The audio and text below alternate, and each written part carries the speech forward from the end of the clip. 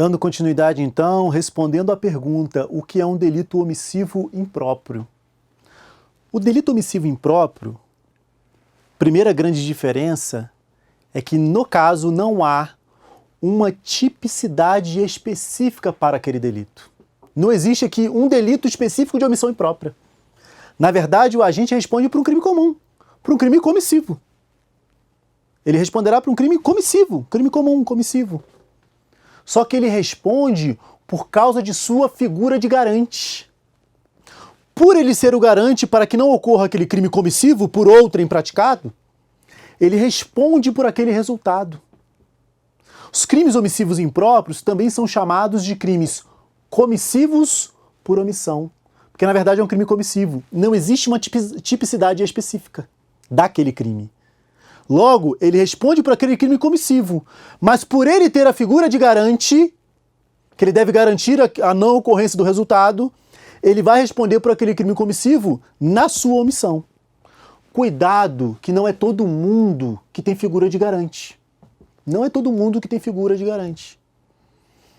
Aqueles que não têm figura de garante não respondem por crimes comissivos por omissão. Vai responder somente por omissão própria, se existir crime. Se existir crime. Grande exemplo. Duas empregadas domésticas, uma vê a outra furtando. Uma furta e a outra vê. Cúmplice, entre aspas. Cuidado com a palavra cúmplice. Só viu. E ela se omite, fica calada. Qual crime ela responde? Nenhum. A omissão dela... Existe um delito específico dessa omissão? Não, não é omissão de socorro. Não precisa socorrer ninguém aí. Ela tem a figura de garante? Vamos supor que ela não tenha, nesse caso, figura de garante. Existem empregados que têm figura de garante. Aí deve não deixar que o dano ocorra. Mas nesse caso, vamos colocar que ela não tem a figura de garante. Ela vai responder? Não vai. A pessoa vê um tráfico de drogas na rua e fica calada. Vê um homicídio na rua. Ela vê um homicídio frente de casa ou um tráfico de drogas. E ela não fala nada para a polícia. Tem ela a figura de garante? Não. Professor, ela pode responder por omissão de socorro? Depende do caso. Será que existia uma pessoa... Será que tinha como ela chamar a polícia para salvar a vida de alguém? Ou quando ela viu o tiro na cabeça já tinha ocorrido? Ou o tráfico? O tráfico não tem como ter omissão de socorro. Então ela viu o tráfico, ficou calada, não responde. Não responde. Essa omissão dela... Tem figura de garante? Não, não tem. Se não há figura de garante, não responde. Só responde se houver omissão própria. E se ela tiver a figura de garante? Se ela tiver a figura de garante, ela responde por omissão imprópria. Ela responde por aquele resultado. Eu sou o policial que devo prevenir o tráfico. E eu deixo aqui o tráfico acontecer do meu lado. Não, pode traficar aí, de boa. Eu respondo por aquele tráfico. Eu sou o policial que devo prevenir aqui as mortes.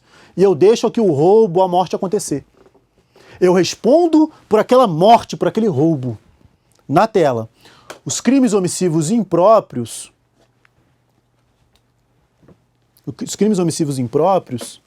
são chamados de crimes comissivos por omissão. Crimes comissivos por omissão.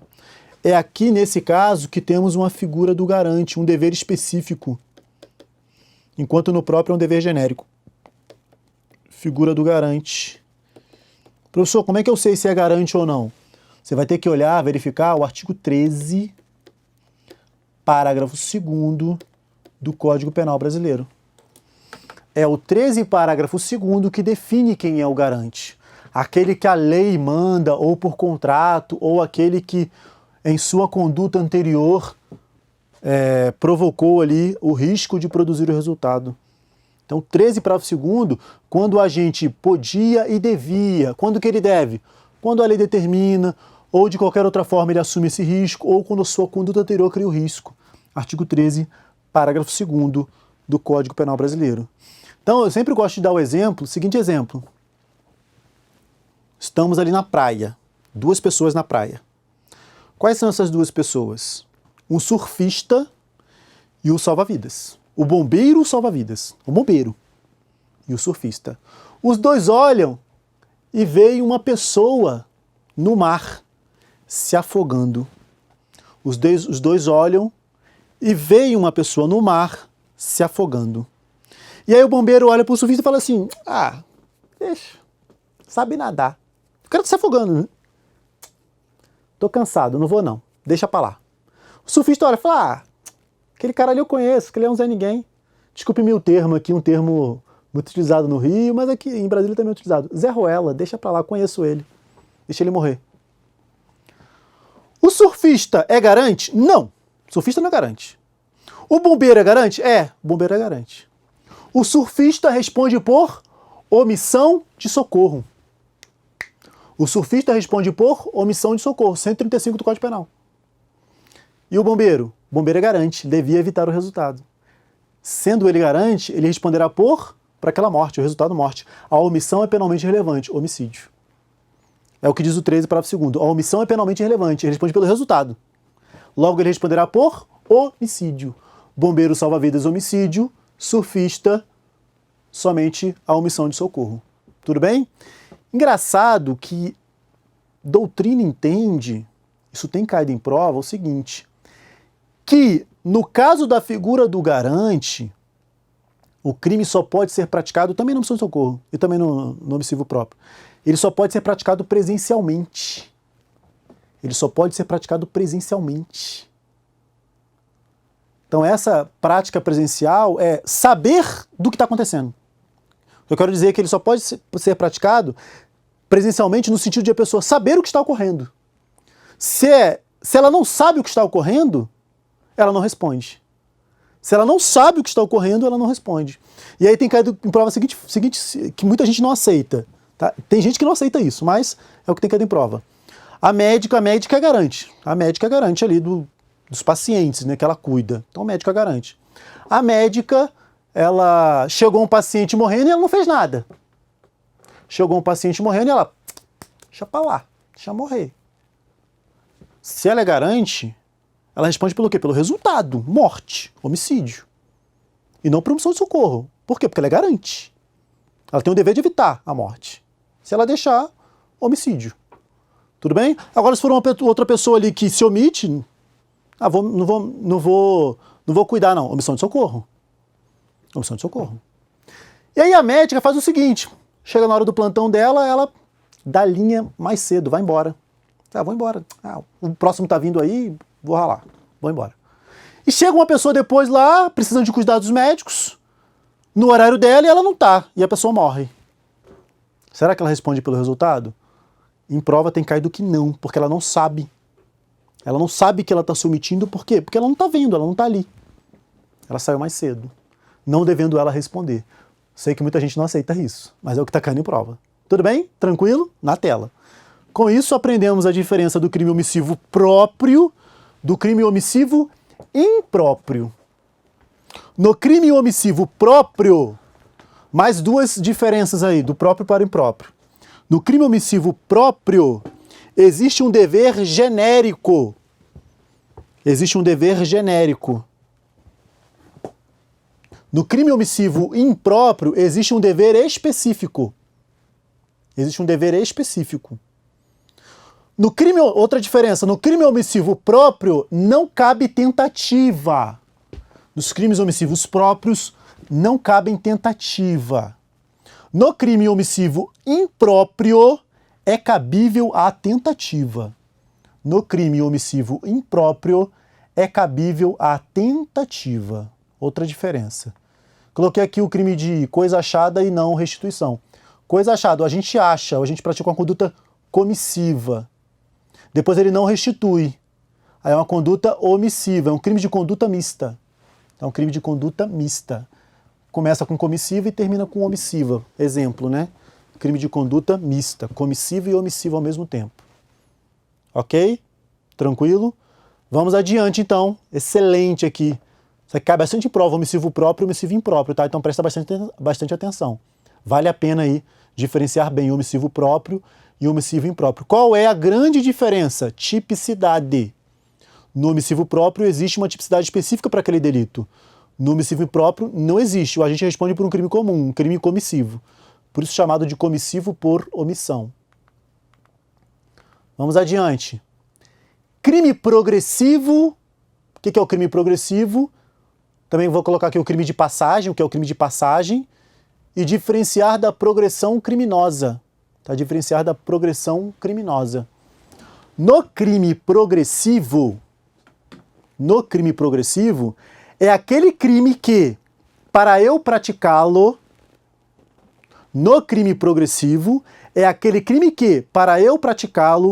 obrigatoriamente pratico um crime menos grave. O crime progressivo é aquele que eu pratico um crime menos grave como passagem, obrigatoriamente. Então o homicídio é um crime progressivo, porque para matar eu tenho que lesionar. Crime progressivo. Para matar eu tenho que lesionar. É um crime progressivo. E a lesão no homicídio? A lesão no homicídio é um crime de passagem. O que é o crime de passagem? Crime de passagem é aquele que eu tenho que passar obrigatoriamente para praticar o crime mais grave. Então no homicídio eu tenho que lesionar. A lesão é um crime de passagem. O homicídio é um crime progressivo. E o que é uma progressão criminosa? O que é uma progressão criminosa? A progressão criminosa é muito próxima do crime progressivo. Só que na progressão criminosa, o agente tem o dolo de praticar o crime menos grave. Só. E na prática do delito, da lesão, por exemplo, ele resolve praticar o crime mais grave. Então ele está praticando a lesão e ele muda de ideia e mata. Isso é uma progressão criminosa. Eu tenho um dolo inicial que é modificado. No crime progressivo, o dolo é único, ele só quer matar, só que ele passa pela lesão. Na progressão criminosa, eu tenho dois dolos. Ele quer lesionar, depois quer matar. Essa é a diferença. Quantidade de dolos, quantidade de vontades no crime progressivo e na progressão criminosa. No crime progressivo, uma única vontade. Na progressão criminosa, mais de uma vontade. Tudo bem? No final, o resultado é o mesmo? Sim, matou nos dois. O professor vai responder pela lesão nos dois? Não. Absorção, consunção nos dois. A consequência jurídica é a mesma, é a consunção. É a consunção para os dois. Vai ocorrer a absorção da lesão, mas o conceito é diferente e cai em prova o conceito. No crime progressivo, uma vontade. Na progressão criminosa, mais de uma vontade. Tudo bem? São coisas diferentes. Perfeito? Na tela. Com isso, diferenciamos o crime progressivo e a progressão criminosa. Tá? Crime progressivo e progressão criminosa. Perfeito? Tranquilo? Vamos adiante. O que é um crime a prazo? O que é um delito a prazo? Imagine o seguinte. Imagine que você quer matar o seu desafeto, que por coincidência é sua sogra. Coincidência total. Você coloca uma bomba no carro dela. Para não ter chance de erro, vou colocar uma bomba aqui. E eu coloco ali um temporizador para a bomba explodir quando ela adentrar ao veículo. Coloco ali 30 minutos, ou então somente quando ela acionar ali a ignição do veículo, virar a chave, mais famoso virar a chave, e aí explode e ela morre. Isso é um crime a prazo? Né? Coloquei ali um temporizador. Isso é um crime a prazo? Cuidado, não é. Porque o delito é de homicídio. E dentro do homicídio não há, obrigatoriamente, nenhum lapso temporal dentro do tipo. Falando de forma mais clara, falei de forma técnica, agora falando de forma mais clara. Dentro do tipo de homicídio não existe obrigatoriamente um prazo. Não tem obrigatoriamente um prazo dentro do homicídio. Ele pode ser praticado instantaneamente. Diferentemente, alguns delitos têm, dentro do seu tipo penal, dentro de sua conduta, um prazo obrigatório. Existe ali um prazo obrigatório dentro do tipo. Acabei de dar um exemplo, que é o delito de coisa achada, não devolução de coisa achada. A coisa achada ela tem que ser devolvida em 15 dias, por exemplo. Só é crime quando passa os 15 dias. Em regra, né? Em regra, só é crime quando passa o lapso temporal. Se não passou o tempo ainda, não tem crime. É um crime a prazo. Delito de omissão de comunicação, 13 parágrafo único. 13 parágrafo único da Lei 10.826 de 2003, Estatuto do Desarmamento. É quando o diretor da empresa privada não comunica sobre o furto, roubo, extravio do armamento em 24 horas do fato. Só é crime depois que passar as 24 horas. Só é crime depois que passar as 24 horas. A Lei 13, outro exemplo, a Lei 13.869 de 2019, a nova Lei de Abuso de Autoridade, traz lá condutas que só é crime depois de passar um prazo. Só pratica o crime se não entregar a nota de culpa em 24 horas. Então o crime só existe depois das 24 horas. Antes de 24 horas não tem crime. É um crime a prazo. eu dependo obrigatoriamente de um prazo, de um lapso temporal para que a conduta exista. Aí sim temos um crime a prazo. Te dei 3 exemplos de crime a prazo. Tudo bem? Tranquilo? Na tela. Show de bola. O que é um crime vago? O que é um crime vago? Crime vago é aquele que não tem vítima determinada, pessoa. Normalmente a vítima é o Estado ou é a coletividade. A vítima é a coletividade, a vítima é o Estado. Crimes contra a saúde pública, não há vítima determinada, em regra, né? Crime de perigo comum, em regra, não há vítima determinada. Então, crime vago, não há vítima determinada.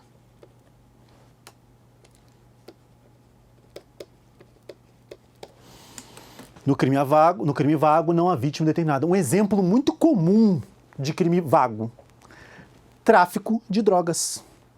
No delito de tráfico de drogas, não há uma vítima determinada. Eu sou um usuário, não. Mesmo que eu não venda para o usuário, já tem tráfico. Já temos ali o tráfico de drogas. É um crime contra a coletividade. Logo, o crime de porte ilegal também é um crime contra a coletividade. Crime contra a incolumidade pública. Logo, não há vítima determinada. Qual é uma grande consequência disso aqui? É uma grande consequência processual penal dos crimes vagos.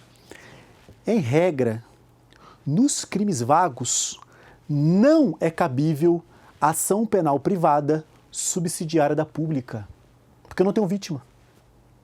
Não é cabível ação penal privada subsidiária da pública. Então, crime de homicídio, por exemplo, homicídio consumado ou tentado. O Ministério Público perdeu o seu prazo para oferecimento de denúncia. Qual é o prazo? 5/15, né? 5 dias se preso, 5 dias se o investigado estiver preso, 15 dias se estiver solto. E aí o MP perdeu o seu prazo para oferecimento de denúncia. É cabível uma ação penal privada subsidiária da pública. Ação penal privada do ofendido, ou representante legal, ou o CAD, né, caso tenha morrido no homicídio. É cabível uma ação penal privada, subsidiária da pública. Artigo 29 do Código de Processo Penal. Prazo para oferecimento da ação penal privada nesse caso é de 6 meses também. 6 meses a contar da inércia do Ministério Público. Nesses casos, eu tenho vítima. Imagine o seguinte, ó, um bom exemplo. Lá no pé do morro, estou utilizando aqui a prática, tá bom? Lá no pé do morro, tem uma senhora. E essa senhora verifica tráfico na região. Falou, não, tem uma boca aqui, na pé do morro que tem uma boca, na frente da minha casa tem uma boca. E ela, cara, tem boca aqui. Ela vai e liga para a polícia. Só tem uma boca aqui e tal, e a polícia não faz nada. A polícia não faz nada. E ela fala, caramba, não é possível aqui. Ela vai e filma. Filma a atividade. Fala, não vou filmar aqui. Normalmente ela vai morrer por causa disso, né? Mas eu vou filmar aqui a atividade. Eu filma. Filma ali o vendendo a droga e tal, o usuário passando, e passa um, passa outro. Filma todo o tráfico, encaminha para a delegacia. Fala assim, ó, tá aí, ó. Tá aí o tráfico. O delegado de polícia falou, caramba, peguei tudo aqui, ó, gravação, show de bola. A imagem aqui bonitinha, pá, inquérito policial, faz o inquérito policial, termina o inquérito policial. Qual é o prazo do inquérito policial? Opa, Lei de Drogas, Lei 11.343 de 2006, o prazo é diferenciado. Nesse caso, não falei de ninguém preso, né? 90 dias.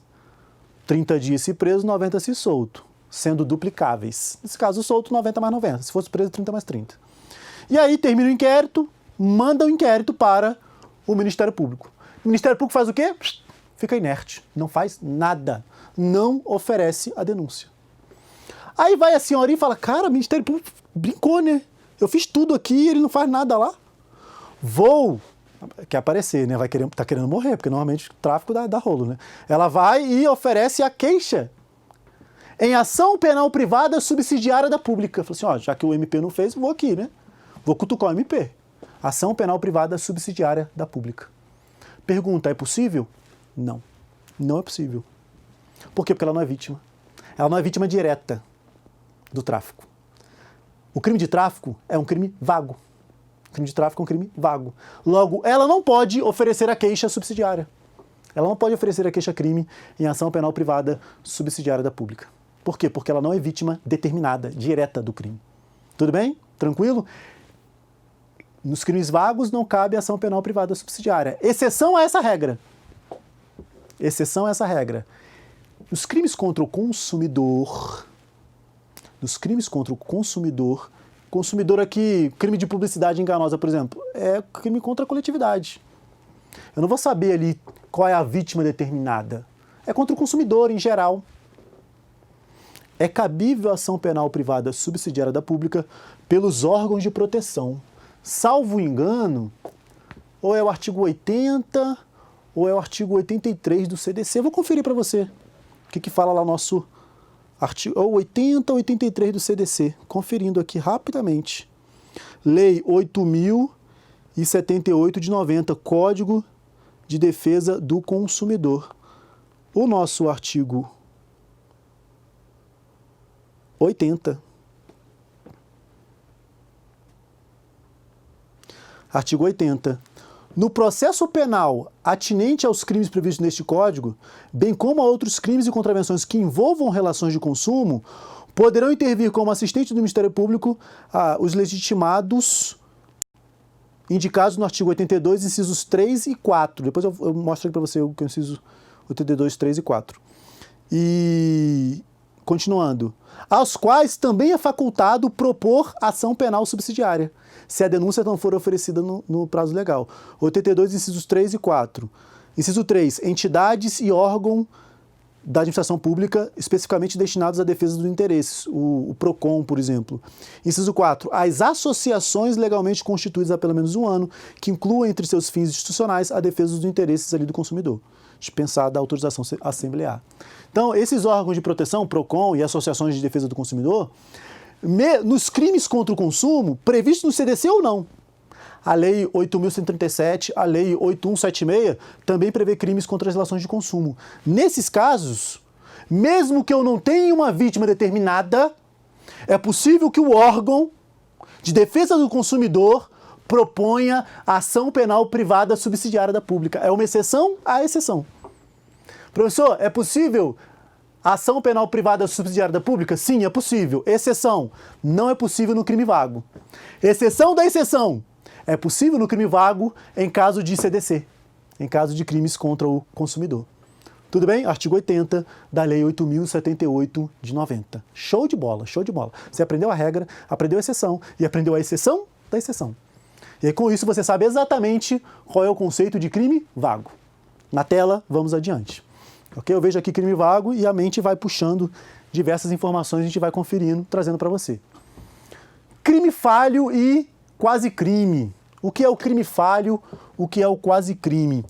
Crime falho é sinônimo de delito frustrado, que é sinônimo de tentativa